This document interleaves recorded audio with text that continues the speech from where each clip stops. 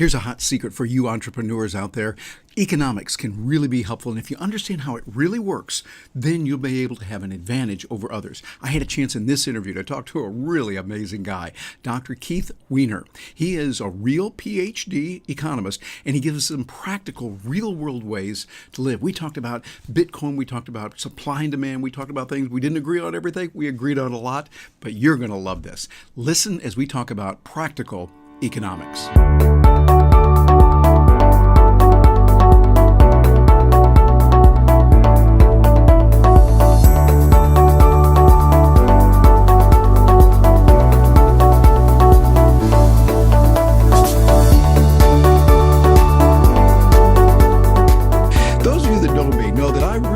Economics. Now, it's sometimes called the dismal science, and I don't know, I can understand why, but there's a lot of practical value when you are really in knowledge of economics and you know what's going on, both on the macro side, kind of the big picture stuff, and the micro side of where it really has the nitty gritty for you.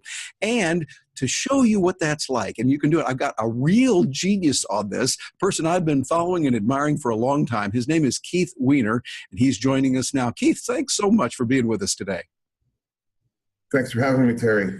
It is good to be there. Now, those of you that don't know him, I've got some information here. He's with the Gold Standard Institute. He's the CEO at Monetary Metals, and he has a degree in monetary science from the New Austrian School of Economics. He really knows his stuff. He's put in the time and the effort to do that. He's an entrepreneur. I like that. He's an economist, an investor, a trader, and an engineer. So he really knows what he's talking about. And the question that I have, Keith, is as people are watching this, kind of from a big picture point of view, tell us why a knowledge of economics really helps in living life as an entrepreneur and in running business and really running your life. I kind of think of it as like if you study calculus, there are certain problems that you can see and understand very quickly that if you haven't studied calculus, just become almost intractable. And so I think if you reduce economics, particularly for business, down to one thing, and that is if you add value, if you solve a problem for people, that's where you're going to make money. At least in a free market, that's the only way to make money, is by providing something to somebody at a price that's attractive to them more than they can get, or better than they can get anywhere else. If you don't do that, you can't make any money, at least in a free market. Yeah, that makes sense. So what you're doing is you're finding out how is it that you can add value to people, and that value is perceived by them. See, often I can say, well, I want to give them blue widgets, but if the market is saying we really don't want any more blue widgets, but I'm really busily creating them, that doesn't matter. What does matter if they say, you know, what we really want is those red widgets. We love red widgets, so we've got to produce that. So it seems like there's a lot of practical application. Tell me what kind of ideas and how we take that into the real world for those that are entrepreneurs, they're running their business, and obviously they want to grow their business, they want to increase sales. From an economic point of view, what's a good way we can practically do that? Well, I like to compare and contrast two examples. So let's say you're solving a problem, but the problem is on the northwest corner of First and Main, people who want to buy gas and groceries don't have a way of doing that. So you open up a gas station and mini mart and solve that problem for people. Well, that is a small problem, and therefore you will make a small amount of money. You can't get rich unless you open a chain of 100 of them. You can't get rich opening up a gas station mini mart. On the other hand, if you have the vision that, say, Bill Gates had in the late 1970s, that this thing called this microcomputer could really be this amazing thing that would do all these really cool things for everybody should have one on their desk. But at that time, they really weren't usable. And you had to be an enthusiast like me who was so eager to get a computer, you're willing to jump through any hoops of fire, you know, to get one on your desk. And then they didn't really do a lot. His vision was, I'm going to make this thing useful so that everybody would actually want one of these. Yeah. That's a very big problem. And so the entrepreneur can only make as his profit a small fraction of the value that he adds. So if you add, let's say, $1 billion in value, then you'll be lucky to make 1 to 10 million as your profit, between 0.1 and 1%, something like that, as your profit. And so as an entrepreneur, if you're thinking, how can I make money in business? Think, what big problem can I solve for people? What can I do for them that they can't currently do, or there's no good way of doing, or it isn't worth the effort of doing? So an example of that that comes to mind very timely now with Equifax, that hack that happened and people have lost their data, is Yeah. companies like LifeLock, right? So you could manually do all the things that LifeLock does for you. Well, not including insurance, I suppose. They bundle in insurance to cover the losses if something happens. But all the things that they do, monitoring your credit and telling the credit agencies, no, he doesn't authorize your credit, all those things they do, you could do for yourself, but they make it easy for you. And so for people that value their time above a little bit of money, those people become the customers of LifeLock. I like it. I think that is a brilliant example. And those of you watching this, think about what Keith just said. You might want to go back and rewind this and listen again to what he said. This is really important. It's kind of like the find a need and fill it. He gave us a much more in-depth and more expanded view of what it is. I have to agree with that. Now, another thing that you do that I think is really important and sometimes a little bit controversial is you recommend purchasing and using gold. Tell us a little bit about what you recommend for your clients and for the world in general, and why. So let's be careful not to recommend investments per se, because this is a very regulated area. But that said, here's the challenge, is if you look at the US federal government, to use the word profligate is an understatement. I'm not sure the English language has a word strong enough to describe how they borrow, everything they possibly can get their hands on, abuse their credit, and then this borrowing is not used to finance anything productive. It's not like Steve Jobs in 1977 borrowing, I think it was $150,000 to get Apple Computer started. They're borrowing in order to finance a welfare state. So if you look at that and say, I do not want to be a creditor, I don't want to buy US Treasury bonds, the sad reality is they've closed all I think of legal tender laws and central banking as kind of herding all the humans into the corral. And then they, one by one, they close all the gates, they get out of the corral, except for the one that you definitely, if you're a herd animal, definitely don't want to walk through that one. And so 1971, they said, okay, the dollar is irredeemable. That's it. We're no longer honoring any gold redemptions, not even from foreign central banks. So you're trapped in the dollar. People don't really think about this. The dollar is ultimately extending credit to the Fed, and the Fed is extending credit to the U.S. government. So here you have somebody who says, I don't want to be a creditor of the government. I don't want to buy treasury bonds. I have cash, and don't realize that cash actually is the funding source that the Fed uses to buy treasury bonds. Precisely. So gold is the only way of not being a creditor. It's the only way of saying I opt out. And so I don't look at it as an investment. I don't look at it as, hey, buy gold because the price is going to go up. I think actually prices should be measured in terms of gold. I use an analogy of, let's say you have a couple of rubber bands and you have a steel meter stick. Would you ever say to yourself, how many rubber bands long is my meter stick? That is how I hear it when people say, is gold going up? What's the price of gold? You're using this rubber band, which everybody acknowledges is a rubber band. The Fed has as its official policy to stretch that rubber band at 2% per annum, and yet people use that rubber band to measure the closest thing we have to an economic constant, which is gold. So I don't see a gain there. I simply see gold as a way of saying, I opt out. I don't want to be a creditor in this regime where credit is being abused. Yes. Very well said. I love that. The way that you put it and saying we're going to opt out, we're looking at something else. We're not using the rubber bands to measure the bar, the meter that we've got here. We know this is a meter. This is a yardstick, whatever. We've got it in, and now we just change the way of doing that capriciously. And now one area that is really important, matter of fact, you and I have talked about this a little bit offline as well, is we see not only gold, but it might be silver, or it might be some other things. Or if I say, hey, I really like these glasses here with the spoon in it, and that's a real value to me, and you say it is to me as well, Terry, and you say, Terry, I'm going to come and clean your house for you, but I need 3 of these glasses. You give me that would be an exchange that we could have. But we see there are other ways right now that are more practical coming with digital cryptocurrencies like Bitcoin and others. I think you and I might disagree on some of this, but I'd be interested in hearing your point of view on not only Bitcoin, but digital currencies and what we're seeing with the blockchain right now, particularly blockchain items. What are your thoughts on that? So I've just come off writing a series. Every week, Monitoring Metals puts out a report on the state of the gold and silver market. And then the intro to that report is an essay of something topical. The last, I think, 8 of them or so, going back to the end of July, maybe 9, I've been writing about Bitcoin. And I've taken a pretty strong stand that Bitcoin is not money, that Bitcoin's value is not stable and can never be stable. It's not a matter of more people using it. And the fact that it's unstable means it can't be used either as savings, and traditionally savings is when you're getting interest on it, and it can't be used for borrowing because it's an unstable value. Now, ironically, and you mentioned Facebook earlier, I had a long-running argument with somebody on Facebook, and I kept saying Bitcoin is completely unsuitable for borrowing because of its unstable value, and he kept arguing it's fine. There's just a risk. Businesses take risk all the time. During the length of that argument, which I think occurred over a little bit over a year, the price of Bitcoin went up from around $500 to around $5,000.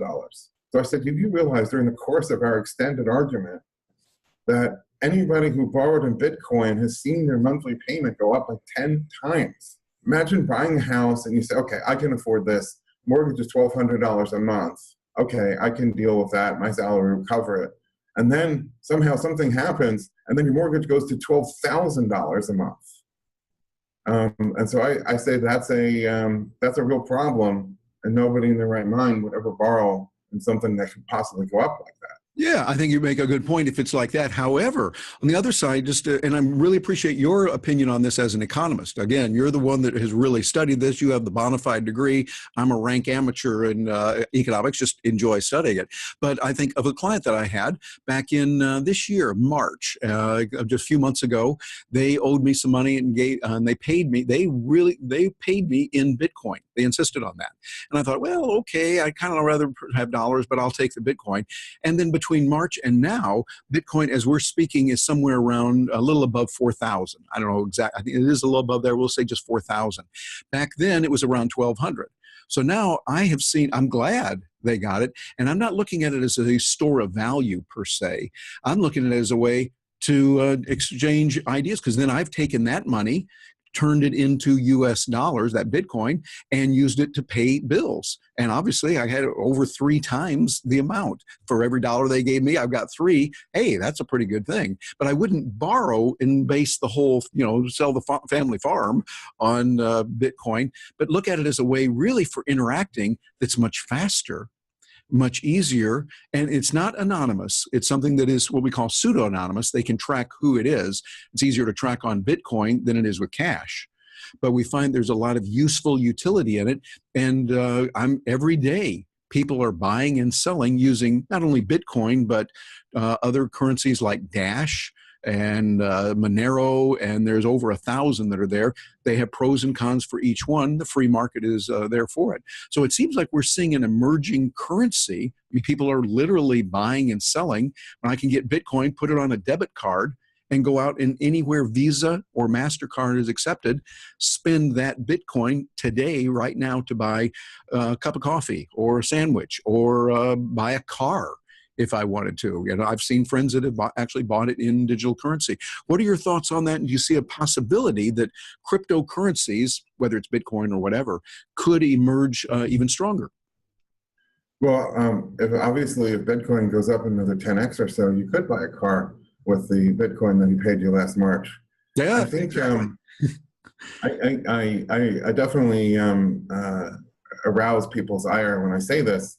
I think the most interesting thing about Bitcoin is its price is rising, and so it's wonderful fun. It's a great speculation. It's a magical free money machine, and all that.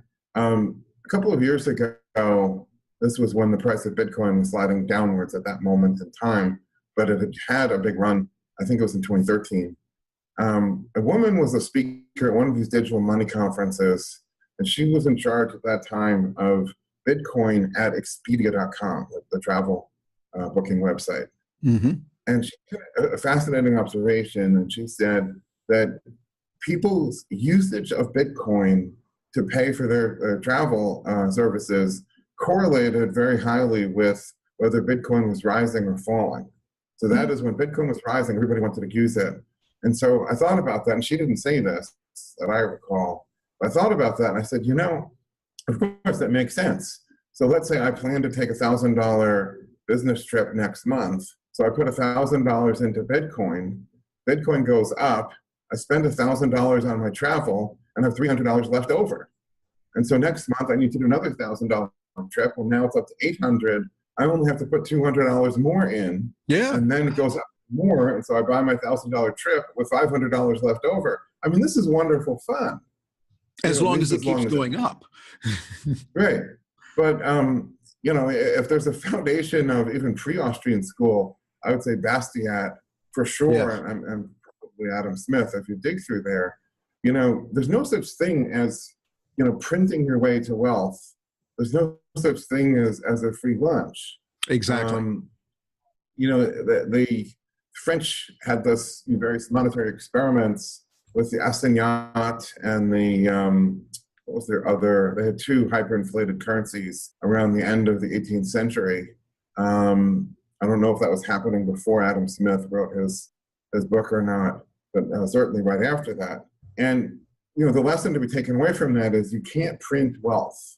So if something seemingly enables vast amounts of consumption without any production, right? That would be, a variant of Say's law, or a different way of expressing Say's law. You got to produce first before you consume. Something comes along, whether it's a tulip market craze or whether it's Bitcoin, that seemingly allows consumption without first production, then I would say that what you're really doing is consuming capital or consuming somebody else's capital.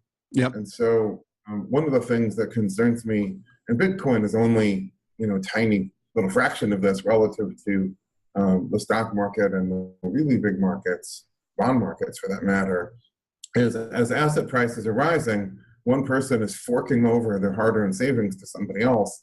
The second person receives it as income. So if I'm one of the lucky people who bought Bitcoin at $1 and I sell it at $5,000, I have $4,999 of profit. That profit is the buyer's life savings that's coming to me. Now, what's dangerous about this is nobody wants to be the prodigal son. Nobody wants to spend their inheritance or their life savings. They're doing this as an investment, or they believe it's an investment. So they hand that over to me. Of course, to me, it's a profit. It comes as income. And people have no problem, and nor should they have a problem, spending their income. So I'm spending somebody else's life savings. All the while, he feels like he's getting richer. Assuming the price of Bitcoin rises subsequent to his buying it, he feels like he's actually making money, when in fact what's happening is I'm spending down his estate. Yeah. And so there's a raise a good point there. The Austrian school has their what you're saying there is makes a good point, and so we see it's there. But I think there's a lot of other options too. And so one thing I would love to do would be able to say, okay, we understand that, but let's. I would love to come back and talk with you again at another time about this, and we'll see where Bitcoin is then. It could go down. Yeah, I believe it can go up and down. Matter of fact, I can almost guarantee it's going to be very volatile, bouncing up and down. And so it's something that we'll want to keep an eye on, and particularly in the blockchain area. Because with blockchain, we see a whole lot more than just the monetization, the currencies, but smart contracts and being able to do a lot more with that, both with Ethereum and other tools that are coming out on that. But Keith, we need to get scooting right now, but I want to find out how we can get in touch with you. I know one thing for sure, those of you that are watching, you can get in touch with him over here on his Facebook page. As Keith, can you see that on your screen right now, your Facebook area there? Yeah, absolutely. Yeah, we got this. And of course, the cactus there for being in Arizona. But I got to tell you, those of you watching this, Keith has some really good ideas. I have learned a lot from doing it. And Keith, I thank you very much for the writing that you're doing and what you've done, letting people know about it. This will be a good place to go. Bounce over there. And it's Keith Weiner, Weiner, and Keith. You go over there. But there might be other ways to reach him. What's the best way to get in touch with you other than just the Facebook page? So my company's website is monetary-metals.com. They can email me at keith@monitoringmetals.com. Monitoring Metals, we pay interest on gold. We want to pay interest on Nice. everybody's gold in the world. Nice. Is the vision. I like it. Well, Keith, you have a wealth of information. And on behalf of people that believe in a message of freedom and liberty, free markets, I would request that we see more of you on video. You're a good man. You've got a lot of good knowledge, and we want to see more of it. But for right now, thank you very much, Keith, for joining us today. Thank you. And I will look forward to hearing, those of you that are watching this, hearing from you. Let us know what you think about the issues that are there, the things that Keith has talked about, and look into this guy. Here is a man that's got a lot of wisdom. And the way he says so much, I just sit back and go, damn, that's good. He says it so well. You want to get to know him, get over there to the webpage, or his Facebook page, and take a look at it. And also go over to the website there, and you'll be able to see more. Thanks for joining us today. My name is Terry Brock at terrybrock.com, and I will look forward to hearing from you.